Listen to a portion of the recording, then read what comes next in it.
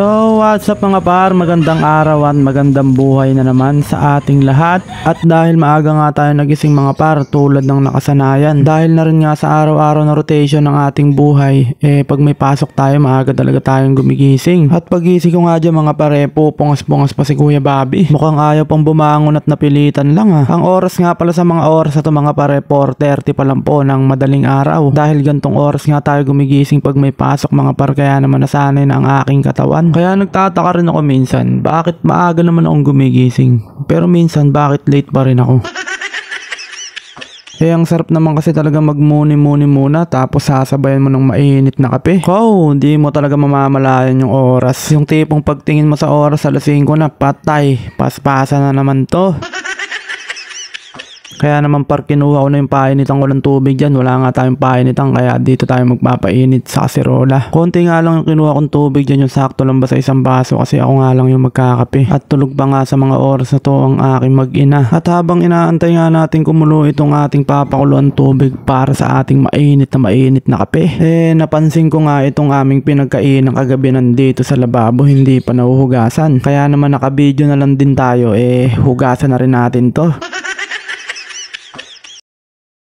Ang tanong, Kuya Bobby, huhugasan mo ba yan kung walang video? Aba, baka hindi mo alam. Pag ako tinamaan ng kasipagan, yung isang araw nga yung bagong sinampay ng aking darling, inilabang ko ulit Pero hindi nyo lang alam mga para, habang naghuhugas ako dyan sa mga oras na yan, naisip ko sana pala may pasok na lang ako. Pero sa totoo lang mga para sa mga pagkakataon na ganito, dito mo lang pala maiisip na hindi rin pala talaga biro ang trabaho ng ating mga partner. Biruin mo hindi lang sila 8 hours, 12 hours nagtatrabaho sa bahay. Kung hindi, buong araw nila nakatutok sila dito sa bahay. Plus may alaga pa siyang bata kung meron kayong anak. Kaya konting intindi lang din kung sakasakaling minsan talagang mainit ang ulo nila. Siguro sa dalalan din ng kanilang pagod, mga ginawa sa bahay. Wala namang ibang magtutulungan at magkakaintindihan kundi kayong dalawa lang. Kaya sa ganitong simpleng gawain sa bahay, tulungan natin sila para naman kahit papano makameno sila sa kanilang gawaing bahay. At pagkatapos naman ito mga pare, matutulog na ako maghapon. At eto na nga, kumulo na nga yung ating tubig na pinapakuluan para sa ating iinuming kape ngayong umaga mga par. Ang titimplahin ko nga palang kape dito ngayon mga pare, Nescafe Classic na kulay itim. Syempre ang tunay na kape ng mga tunay na Pilipino. Napakalupit nga natin dito par, dahil yung pinakuluan nating tubig saktong-sakto lang talaga sa isang tasa. Maglalagay nga lang tayo dito ng konting asukal mga par, tapos Nescafe Classic. Pag umitim na yung tubig, pwede na yan. Tapos halu-haluin mo nga lang yan ng konti mga par, tapos humigop ka lang ng isa, siguradong pawi ang iyong pagod. Syempre nagugas tayo ng pinggan Ganyang kalupit ang Nescafe Classic ng tunay na Pilipino. At pagkatapos nga niyan, tara para labas tayo at namnamin natin ang simoy ng hangin dito sa labas. Sa mga oras nga pala na to mga pare, kasalukuyan pang umaambon-ambon. Kaya naman yung simoy ng hangin pare, para ka talaga nasa Tagaytay Tara dito para at samahan nyo muna ako, punta tayo dito sa Gedli, dito sa rooftop ng aming tinitirahan. At dahil nga hindi natin napansin na umuulan pala kagabi, kaya yung lamesa at higaan natin dito par nabasa na. Diyan kasi tayo magaling pagkatapos gamitin iiwan na lang, kaya ayan tuloy nababad na sa ulanan, patay tayo dyan. So muni-muni nga lang tayo ng konti dito mga par, tapos lilinisin na rin natin itong mga nakakalat sa ating paligid. Mga ganitong oras lang kasi tayo makakapaglinis dito mga par, sa umaga o kaya sa hapon, dahil sa tanghali dito mga par, napakatindi nga ng sikat ng araw. Gawa kasi nang wala rin bubong dito, kaya naman pagputok ng araw dito mga pare, ramdam na ramdam ko yung pagsunog sa akin sa impyerno. Kaya tara mga par, at samahan nyo muna ako maglinis dito ng ating kapaligiran. Ganun pala talaga mga par, pagka nasanay na yung katawan mo sa pagtatrabaho, kahit walang pasok sa trabaho, nahanap-hanap pa rin ng katawan mo yung pagod, yung paggawa, pagtatrabaho. Syempre mga par, alam nyo naman sanay tayo sa may mga ginagawa lagi sa company kasi. Kung alam nyo lang mga par, walang oras na hindi ako nagtatrabaho. Ito nga lang ang isang problema dito mga par, dahil pansin ko dito sa tuwing umuulan naiipon yung tubig dito sa kabilang gilid. Wala naman drainage dito, nandun yung drainage sa kabila. Iskwalang bilog yata yung ginamit ng gumawa dito Kaya ayan, kailangan mo talagang walisin para mabilis matuyo yung tubig. Tulad nga na sinabi ko kanina mga par, mas masarap nga yung may ginagawa kaysa wala. Biro lang yung mga par. Huwag natin pakialaman yung mga tao kung ano ba yung gustong gawin nila. Kamo nga binigyan tayo ng kanya-kanyang buhay, huwag natin pakialaman yung iba. Sabi nga antibay mo naman. Pagkatapos nga natin maglinis mga pare, papakita ko lang sa inyo tong kapitbahay namin dito. Ang angas din ng pagkakagawa ng bahay nila. Ang ganda kasi ng pagkaka-layout ng mga ilaw nito Tapos yung over the bakod pa dito mga pare, napakaganda naman talaga ng view. Para ka nasa Tagaytay. Kaso madilim pa mga par, pero mamaya papakita ko sa inyo ulit ang pagputok ng bukang liwayway. At dito nga rin pala sa kabilang gilid mga pare, papakita ko na rin sa inyo yung alaga nga pala namin ditong ibon. Ang alaga namin dito mga pare, isang pares ng lovebird. Yung iba kasi nakawala na Ang natira po sa amin isang pares po ng opaline. Ang alaga nga pala naming lovebird mga pare, dati umabot po yan ng 12 piraso. 2 piraso lang yata yung nabenta namin. Tapos yung 3 napamalit namin ng kulungan ng aso. Tapos yung iba dun puro nakawala na lahat. Ganon talaga ang buhay mga par. Kahit anong bantay mo dyan, pag-aalaga, kung gusto na talagang kumawala, wala ka na magagawa.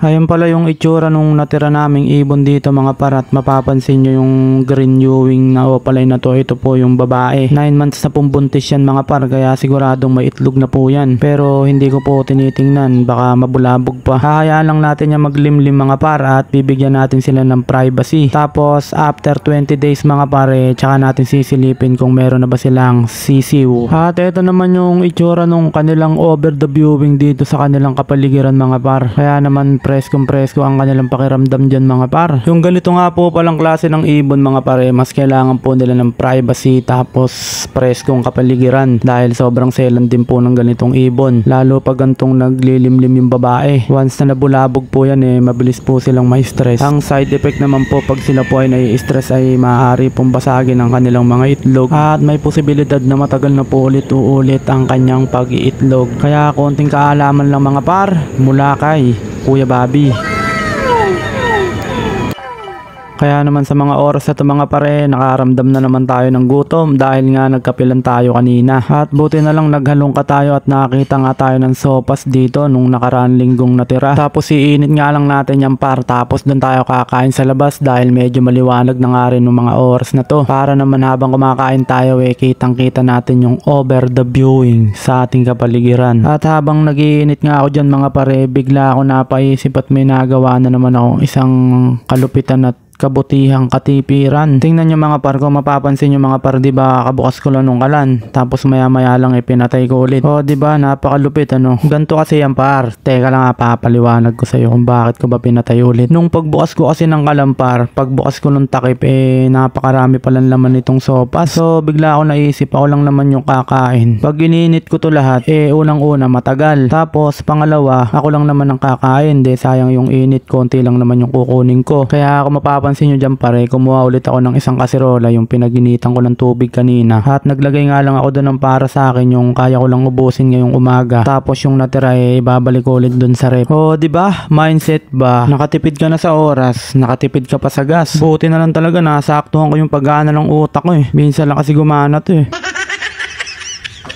At paglipas nga lang ng ilang segundo mga paro, diba? Mainit kaagad at kumukulo-kulo pa. Kaya tara at hanguin na natin yan. Kami nga pala ng aking darling mga pare, pag nagluluto kami ng sopas, hindi pala namin nahalo yung gatas. Nilalagyan lang namin ng gatas pag nasa mangkok na at yung kakainin lang namin. Kasi nga mga pare, isa sa dahilan kung bakit ba napapabilis yung buhay ng pagpanis ng sopas dahil sa gatas. Naintindihan mo ba? At dito na nga tayo kakain mga pare sa labas. Dahil dito nga mga pare, napaka-presko talaga ng kapaligiran. Tapos ang lamig-lamig din ng simoy ng hangin dito. At isa pa nga yun, nakaka-relax dito yung over the viewing, yung tanawin ba par. Talaga naman pag nandito kayo para nakakalaya ka ng bagya sa iyong mga tinatahak na problema. Isa pa sa mga benepisyo ng mga ganitong klaseng lugar mga pare, yung mga ganitong tanawin. Once na pinanghihinaan ka ng loob sa iyong sarili, may mga time na parang pagod ka na, nai-stress ka, pwede ka nang tumalon dyan par, siguradong tapos ang iniisip mo.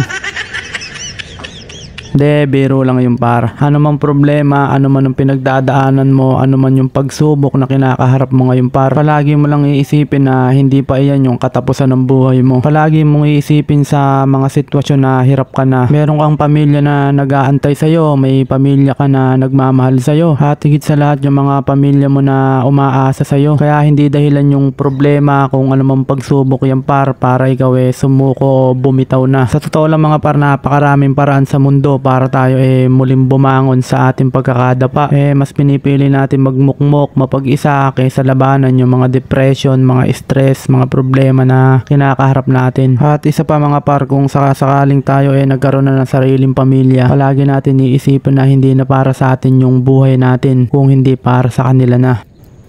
At pagkatapos nga dyan pare, papakita ko na sa inyo yung over the viewing dito sa kapaligiran pagputok ng Bukang Liwayway. Tingnan nyo naman ang ating kapaligiran mga par, at ang ating kalangitan napaka-presko naman talagang tingnan sa mata. Tingnan mo nga, napakaganda ng ating kalikasan Ito pa yung isa sa kagandahan sa lugar na to mga par. Pagputok talaga ng umaga kung wala nang laman yung ulo mo, talaga magkakalaman sa sobrang relax na relax ka talaga dito. Para blows the blue water. Di ba mga par, patikim lang yan. So paano mga par, maraming salamat sa iyong panonood sa ating for today's video. Minsan lang kasi tayo makapag-vlog pag ganitong walang paso, kaya sana huwag kang magsasawa kay Kuya Bobby. At maraming salamat, nasayang ko ang iyong 12 minutes ng buhay mo. So paano mga par, hanggang sa muli, paalam!